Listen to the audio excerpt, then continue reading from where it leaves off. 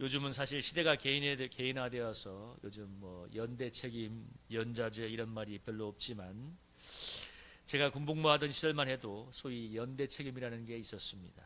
한 사람이 한 병사가 잘못하면 그 부대원들, 소대원들이나 이런 사람들이 다 같이 처벌을 받거나 불이익을 감수하는 것이죠. 제가 신병조역대에서 훈련을 받을 때 행군 훈련을 할 때 일이었는데요.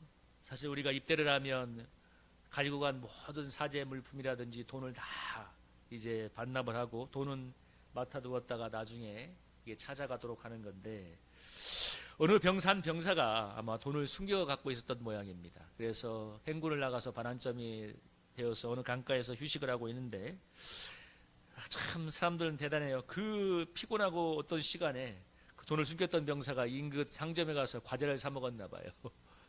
근데 문제는 이 병사가 그 자리에 잡힌 게 아니라 아마 그 상점 주인의 말에 의해서 적발이 됐다는 것입니다. 그래서 우리를 인솔했던 조교들이 술도 한잔하고 밖에 나오니까 막 인프로 술도 한잔하고 안 그래도 막 스트레스가 많이 있었는데 건수를 잡은 거예요. 그래서 우리를 다 집합시켜놓고 중대령제를 우리 한 200명 되는 병사들을 다 집합시켜놓고 엄포를 놓으면서 지금 돈으로 상점 가서 사 먹은 사람 나와라. 용서해 주겠다 했는데 끝내 나오지 않았습니다. 온갖 협박을 하는데도. 그러니까 이 조교들이 술김에 또 그 사람들도 병사들이니까 스트레스가 겹치니까 우리 200명이 되는 병사들을 강물에 집어넣어 버렸습니다. 그때가 거의 11월 말이었는데 너무너무 추운 강물에 애들이 들어가니까 강물에서 나오니까 그 병사 200명 중에서 몇 명이 쇼크로 쓰러져 버렸습니다. 그 뒤따라는 우무장교가 조교들의 뺨을 때리면서 병사들 다 죽인 일 있냐고 막. 그래서 제가 그때 어떤 일을 겪었냐면 우리가 이제 강물에 몸에 얼어 죽으면 안 되니까 또 장교들은 저희들을 PT 체결을 시키는 거예요. 몸에 땀이 나도록 니들이 얼어 죽으면 안 된다고.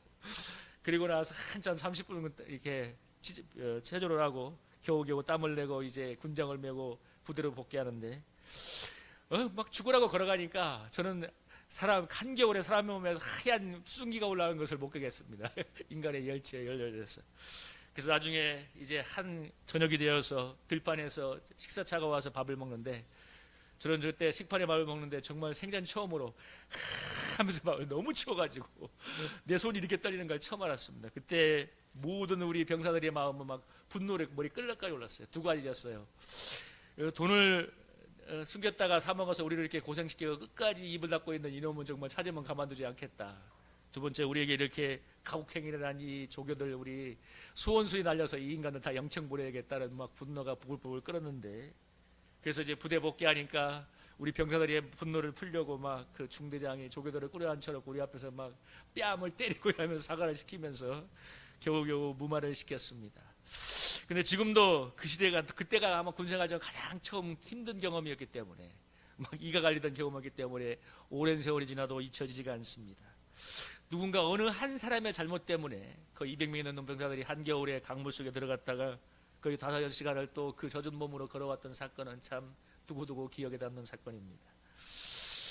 이처럼 한 사람으로 인해서 다른 모든 사람이 처벌을 받는 것, 이걸 연대 책임이라고 하죠. 연대 책임이라고 하는데 오늘 이 아담 한 사람으로 인해서 모든 인류가 또 범죄가 들어오고 죄로 인한 고통을 당하는 것은 연대 책임은 아니지만 아담이 인간을 대표하는 대표성이기 때문에 거기에 연합과 대표의 원리에서 그 죄의 죄책이 이렇게 들어오고 있습니다.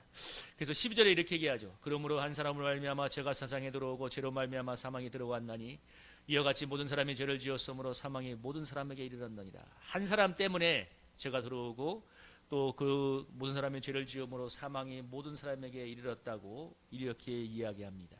그러면서 15절에 뭐라고 하냐면 아담으로부터 모세까지 아담의 범죄와 같은 죄를 짓지 않은 자들까지도 사망이 왕노로 다녔나니 아담은 오실자의 모양이라.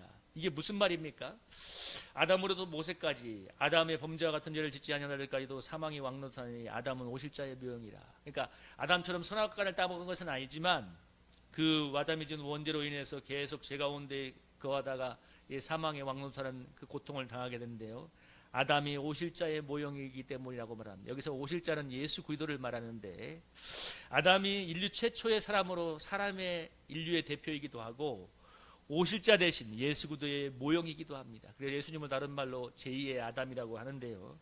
여기서는 중요한 게 모형이자 대표라는 용어예요. 대표. 아담이 인류를 대표하는 존재이기 때문에 그의 범죄가 모든 그 뒤에 오는 모든 인류에게 영향을 미쳤다는 말입니다. 대표와 연합의 원리인데요. 여러분, 예를 들면 지난 7월 27일이 우리 6.25 전쟁 1953년도 7월 27일 날 정전협정이 맺어진 날인데, 사실 여러분, 이 전쟁의 끝은 특별히 우리나라의 정부는 이 휴전을 원하지 않았습니다. 끝까지 싸워서 북질에서 통일하자는 게 소원이었는데, 근데 아무리 그래도 어쩔 수 3년이란 너무 긴 전쟁 때문에 결국 이 공산권과 민주진영의 대표자인 미군 유엔 연합군의 대표자들에 의해서 정전협정이 맺어지게 되었습니다. 사실 그래서 우리나라 국민들도 거의 동의하지 않은 사람들도 많았고, 북한도 동의하지 않은 경우도 많았지만, 중요한 건 양 진영의 대표자들이 결정을 했기 때문에 정전의 협정이 모두에게 미쳤다는 것입니다. 그래서 3년의 전쟁이 끝나고 평화가 오게 되었습니다. 왜? 협상을 결정한 사람이 그 나라를, 진영을 대표하는 대표자들이었기 때문에 그 협상의 효력이 그 양 진영에게, 모든 국민들에게 효력을 미쳤다는 것입니다. 대표이기 때문에. 아담이 인류의 대표이기 때문에 그의 범죄는 모든 인류에게 영향을 미쳐서 죄가 들어오고 사망이 왕노릇하게 되었습니다. 이처럼 인류의 대표인 아담의 범죄가 모든 인류에게 영향을 미쳤다면, 죄와 사망의 열명을 맺게 했다면, 아담의 후손으로 오실 제2의 아담인 예수 그리스도가 인류의 대표가 되어서 그가 한 의로운 행동으로 말미암아서 죄와 사망 가운데 걸어가던 인류에게 생명의 길이 열리게 되었습니다. 오늘 그 얘기를 하는 거고요. 선악과를 따먹은 아담의 행동이 모든 인류에게 영향을 미친 것처럼, 십자가 부활의 죽음을 통해서 죄와 사망 권세를 이기게 되신 예수 그리스도의 의로운 행동이 모든 인류에게 영향을 미치고 있다는 이야기를 하고 있습니다. 그래서 읽었던 우리 15절에서 17절의 내용이 바로 그것을 얘기하는 거죠. 그러나 이 은사는 범죄와 같지 않으니 한 사람의 범죄를 위하여 많은 사람이 죽었은즉 더욱 하나님의 은혜와 또한 한 사람 예수 그리스도의 은혜로 말미암아 받은 선물은 많은 사람에게 넘쳤느니라. 이 선물은 범죄한 한 사람으로 말미암은 것 같지 아니하니 심판은 한 사람으로 말미암아 정죄했으나 은사는 많은 범죄로 말미암아 어렵다 하심에 이릅니다. 18절에서 이렇게 얘기하죠. 한 사람의 범죄로 말미암아 사망이 그 한 사람을 통하여 왕노릇하였은즉 더욱 은혜와 의의 선물을 넘치게 받은 자들은 한 분 예수 그리스도를 통하여 생명 안에서 왕노릇하리로다. 그러니까 아담의 범죄로 인해서 죄가 들어오고 사망이 들어왔지만, 그래서 아담의 견절과 죄를 짓다가 죽음과 심판에 이르게 되었다고 이야기하고 있는데요. 그러나 예수님이 오셔서 우리의 죄로 인해서 당할 모든 죄값을 십자가에 대신 감당해 주심으로써, 그리고 또 우리를 의롭다하게 하여 다시 살아나심으로 말미암아 그리고 이 예수님의 십자가와 부활의 복음 안에 믿음을 가하는 자들에게 의롭다 칭하시고 하나님의 자녀로 받아주신다는 이 내용을 오늘 이야기하고 있습니다.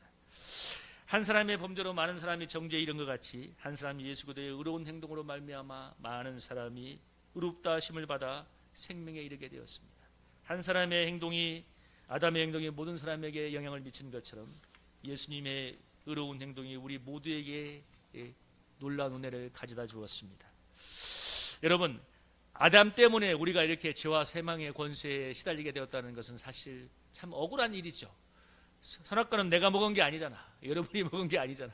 그런데 그 원죄 때문에 우리가 그 죄의 영향권 안에서 죄와 사망 권세에 고통하는 것은 원통하고 억울한 일일 수 있습니다. 그러나 반대로 예수님 한 사람 때문에 우리가 죄와 사망 권세를 벗어나서 영생의 근대를 간다는 것은 얼마나 또 놀랍고 큰 은혜입니까? 그것도 내가 노력해서가 아니라 내 공로가 아니라 예수님의 의로운 행동으로 인해서 임한 일방적인 은혜로 인해서 가능하다는 사실은 얼마나 큰 은혜를 말해주고 있습니까? 은혜란 선물이란 뜻인데 그냥 주는 사람이 받는 사람에게 그냥 호의로 주는 것입니다. 예수님이 우리에게 사랑의 마음으로 베풀어 주시는 것이 은혜입니다. 그리고 예수님이 우리에게 사랑으로 베풀어 주시는 은혜, 바로 십자가에 죽기까지 하심으로 우리의 모든 대값을 치루어 주시며 또 죽은 자 가운데서 다시 살아나심으로 우리를 의롭다 칭하시고 영생의 선물로 주시는 그것이 100% 일방적인 은혜입니다. 어떤 노력이나 공로가 들어가지 않는 하나님의 100% 은혜, 그리고 이 은혜가 우리를 구원하고 살려내는 줄로 믿습니다.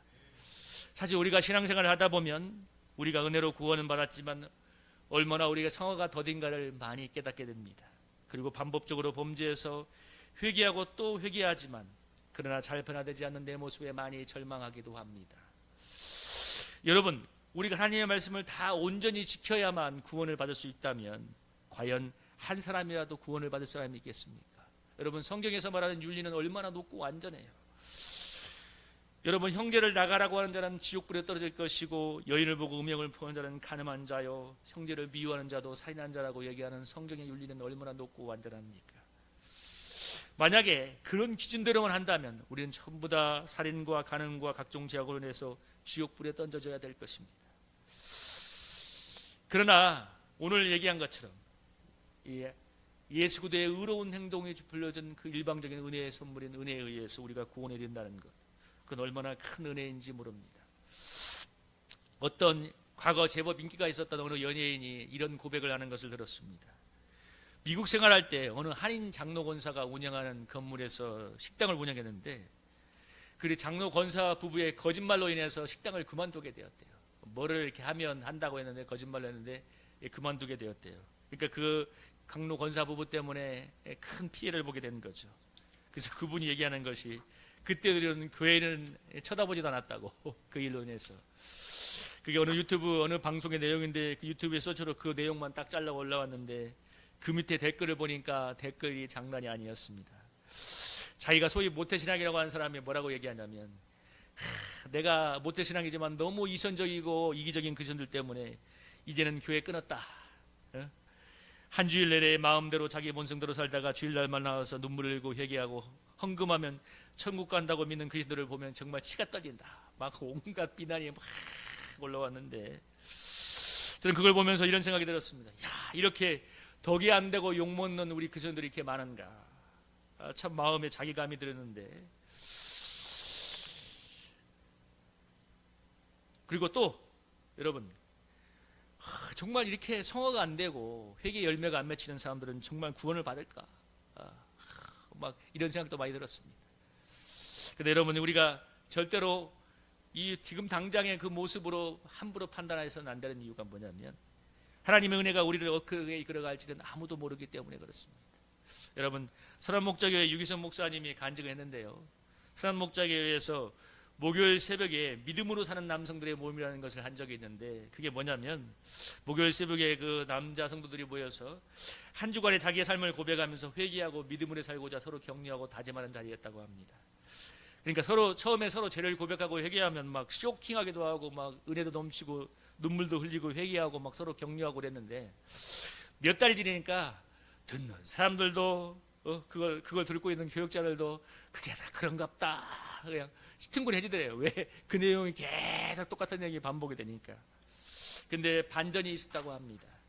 그렇게 계속 넘어지지만 계속 회개하고 믿음으로 살고자 결단하는 사람들이 결국 언젠가는 변화가 일어나다는 것입니다. 중요한 게 뭐냐면 당장 안 되고 수없이 넘어지는 것 같지만 그 계속 회개하면서 주님의 은혜를 구하는 자들이 언젠가는 이렇게 변화가 일어나다는 거예요. 그래서 주님의 은혜 안에만 있으면 언젠가는 변화가 일어나는 것을 믿으시길 바랍니다. 근데 중요한 건 언젠가가 문제지요. 정말 가속화가 일어나서 놀랍게 성화되고 열매 맺는 사람도 사실 있습니다. 근데 정말 교회를 오래 다녀도 세상 사람과 별 차이가 없는 아까 말한 정말 이기적이고 이순적인 그리스도인들은 치가 떨리는 그리스도인들도 있기도 합니다. 사실 맞아요. 그런 사람들도 있어요. 정말 놀랍게 변화되어서 은혜를 끼치는 사람도 있지만 정말 너무 외형적으로 보면 세상 사람과 별다를 바 없는 사람도 있습니다. 그래서 정말 십자가 옆에 강도들처럼 마지막에 큰 하나님의 훈련 속에서 회개하고 구원을 받기도 합니다. 어떤 권사님이 너무 비판을 많이 하는 권사님이었는데 그냥 정말 너무 비판을 많이 했대요. 막 뒤에 사람들 목사님을 그렇게 공격을 많이 했는데 결국 이분이 어떻게 연단을 받았냐면 설암에 걸리게 된 거예요. 설암. 너무 혀로 비판하니까 하나님이 혀암을 가져가지고 그때 정말 죽음을 얼마 앞두고 회개 잡아겠는데 마지막에 죽기 얼마 전에 주일 예배 나와서 하나님을 뜨겁게 찬양하는 토크를 한 뒤에 정말 얼마 안 있다가 소천을 했다고 합니다. 맞아요. 이렇게 정말 어쩌면 가라지처럼 살다가 마지막에 회개하고 구원받는 사람도 있고 또 반대로 정말 아름답게 섬기다가 은혜롭게 하나님께 부름받는 사람들도 있습니다. 여러분, 교회와는 거듭나지 않은 중생하지 않은 그리스도인들, 회심의 역사가 없이 기독교 문화체가 익숙한 그런 그림들도 사실 있습니다. 서구사회에서 이런 사람들이 그리스도인이라고 하잖아요. 1년에 2번 가는 사람들, 부활절에 한 번 가고 크리스마스에 한 번 가고 유아세례 때 한 번 가는 사람들이 나는 그리스도인입니다 하는 것과 비슷한 사람들도 있습니다. 행동이 가라지 같은 그리스도인들도 있습니다. 아까 말한, 저는 아까 모태신앙인데 내가 이기적이고 이순적인 그리스도인들을 보고 내가 교회를 끌었다는 그분의 글을 들으면서 이런 반문이 들었습니다. 그가 비판한 것이 분명히 맞을 거예요.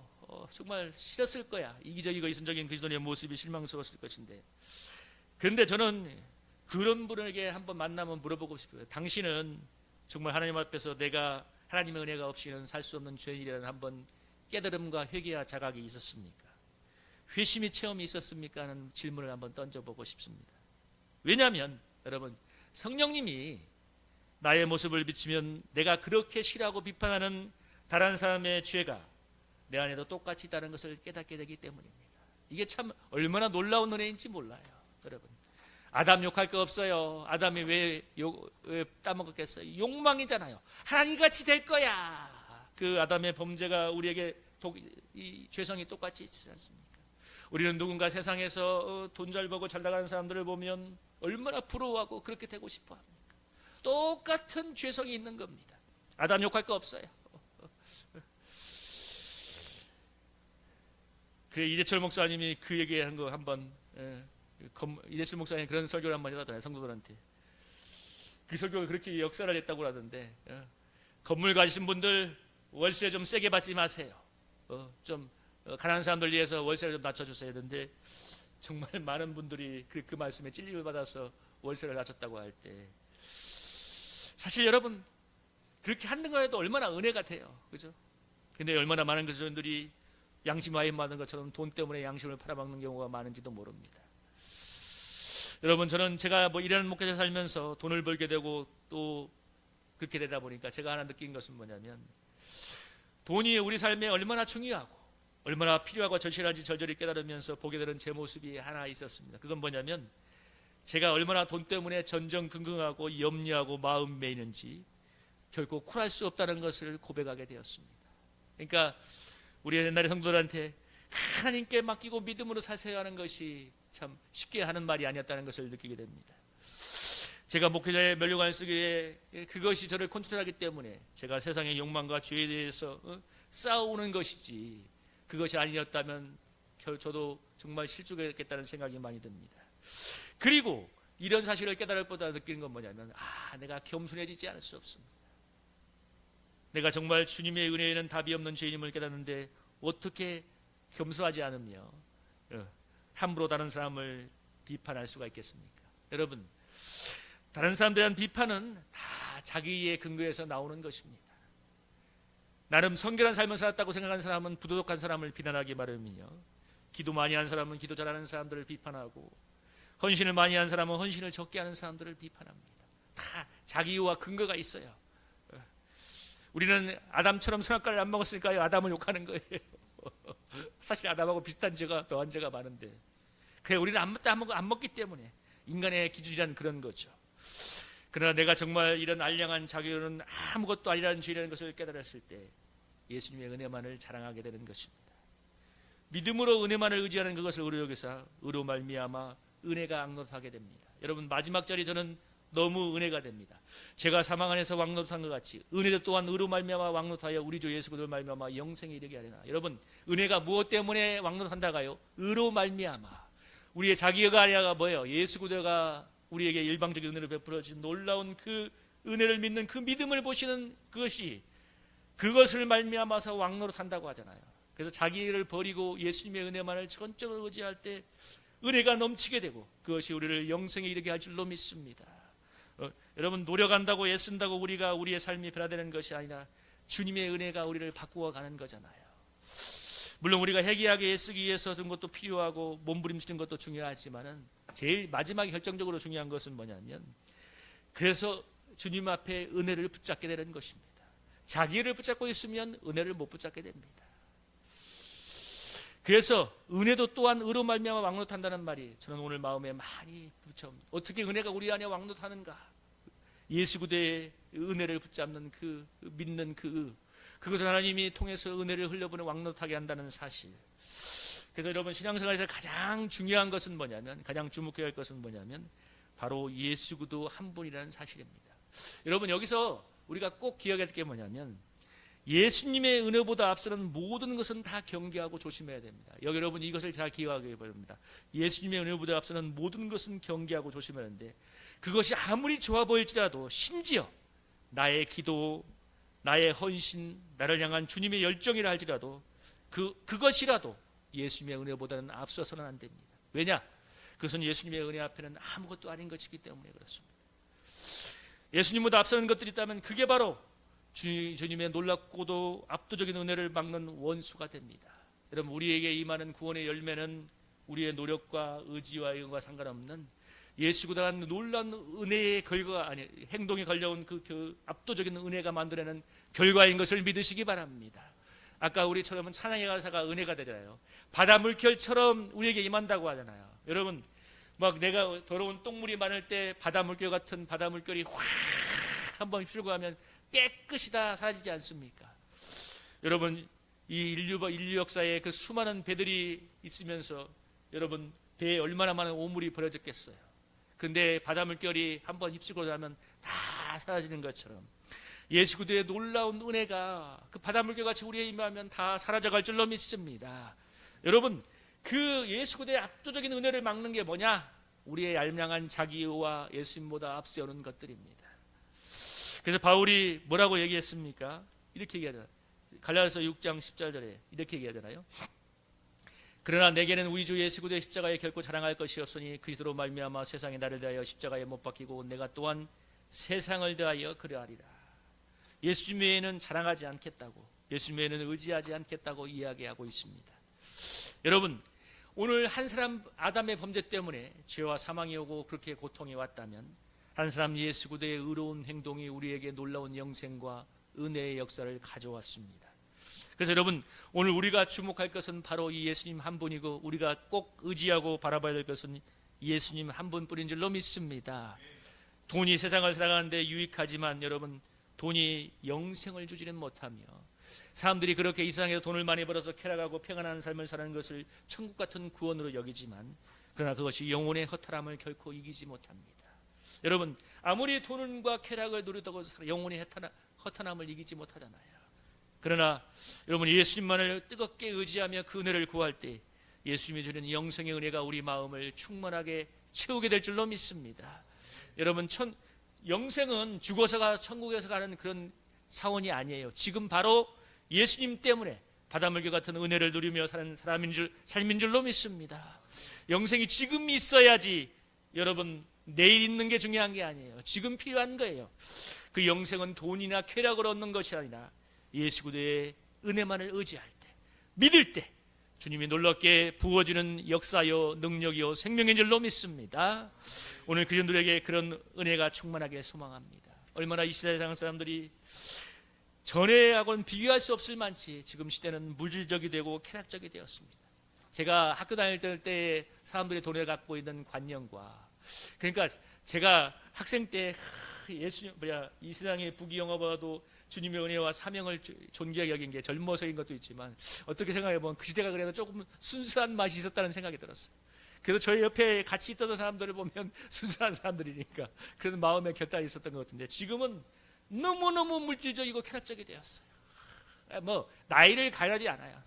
요즘 우리 국민학생들한테 물어보면 너 뭐 되고 싶어? 그러면 2위가 건물주, 1위가 유튜버라잖아요. 그러니까 뭐 전에처럼 뭔가 고귀하고 의미 있는 삶을 살겠다 이런 관념 자체가 없는 거예요. 이 시대 아니 갈수록 시대 자체가. 그렇지만 여러분 아무리 그러하지만 우리에게 이 영생의 은혜를 부어주며 진정한 기쁨을 주고 오늘 천국 같은 삶을 누리게 하는 것은 예수 그리스도의 은혜밖에 없습니다. 여러분 이 주님의 은혜, 한 사람 예수 그리스도의 의로운 행동으로 인해서 임한 우리의 이 은혜의 선물인 영생을 우리가 결코 빼앗기지 않고 누리며 증거하는 인생이 되기를 주님의 이름으로 축복합니다.